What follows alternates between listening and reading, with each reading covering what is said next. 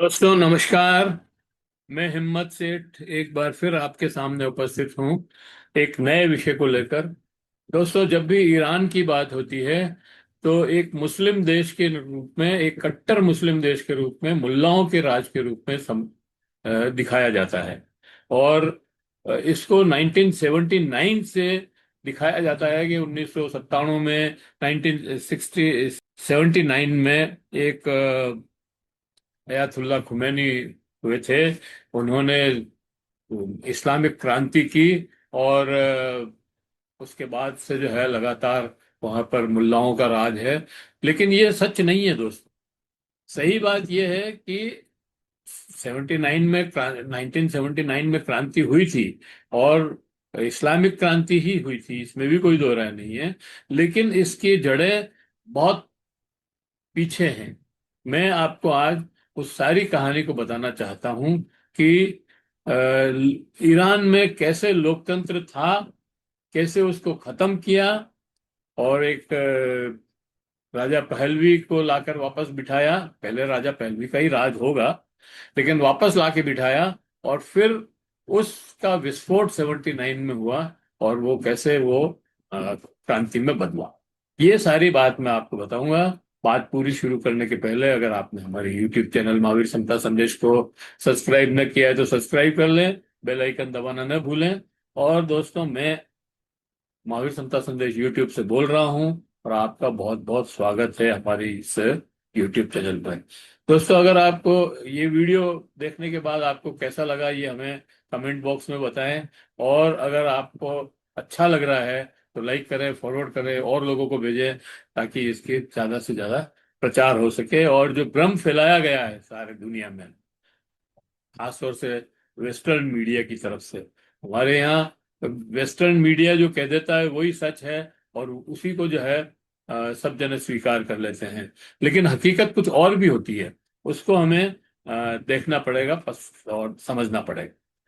तो दोस्तों, मैं इस बात को शुरू करता हूं कि 1979 में ईरान में क्रांति हुई, शाह भाग गया और एक इस्लामिक शासन आ गया।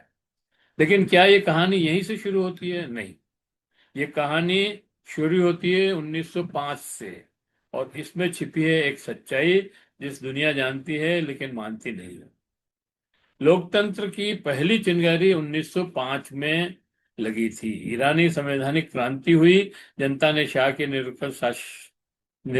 निरंकुश सत्ता को चुनौती दी। संसद बनी, संविधान आया और पहली बार ईरान में यह विचार पैदा हुआ कि सत्ता सिर्फ राजा की नहीं, जनता की भी हो सकती है। 1925 में रेजा शाह पहलवी सत्ता में आए। उन्होंने देश को आधुनिक बनाया लेकिन राजनीतिक आजादी सीमित कर दी। यानी ढांचा तो लोकतंत्र का था लेकिन आत्मा गायब होने लगी और अधिकार सारे राजा के पास चले गए। 1942 से 43 का जन उभार। द्वितीय विश्व युद्ध के दौरान रेजा शाह को हटाया गया और शाह मोहम्मद रजा पहलवी आए। इस दौर में प्रेस को आजादी मिली, पार्टियां बनी, मजदूर और छात्र सड़कों पर आए। 1942-43 का यह जन उभार आने वाले आने आगे आने वाली क्रांति की जमीन बना रहा था। आर्थिक आजादी की लड़ाई 1950 से 51 में। अब आते ही इस कहानी का सबसे अहम किरदार मोहम्मद मोसद्देक थे। वो प्रधानमंत्री बने। उन्होंने प्रधानमंत्री बनते ही कहा कि ईरान का तेल ईरान की जनता का होगा और राष्ट्रीयकरण कर दिया। एंग्लो इरानियन ऑयल कंपनी का नेशनलाइजेशन करने से अमेरिका और ब्रिटेन की कंपनियां और सरकारें नाराज हुई। यह था आर्थिक आजादी, लोकतंत्र की मजबूती, विदेशी नियंत्रण के खिलाफ विद्रोह और सबसे महत्वपूर्ण, यह आंदोलन मुख्यतः अहिंसक, जन समर्थन आधारित था। यहीं पर आपको महात्मा गांधी की झलक भी मिलती है। जब लोकतंत्र गिरा गिरा दिया गया, लेकिन यहीं से खेल बदलता है। 1953 में CIA और MI6 मिलकर चलाते हैं ऑपरेशन अजेक। और ऑपरेशन चलाने से मोसद्देक को गिरफ्तार कर लिया जाता है। सरकार गिरा दी गई और शाह को पूरी ताकत दे दी गई। यानी लोकतंत्र को बाहर से आकर खत्म कर दिया गया और एक कठपुतली राजा फिर से बिठा दिया गया। 1953 से 1973 तक वहां पर राजा पहलवी का राज रहा।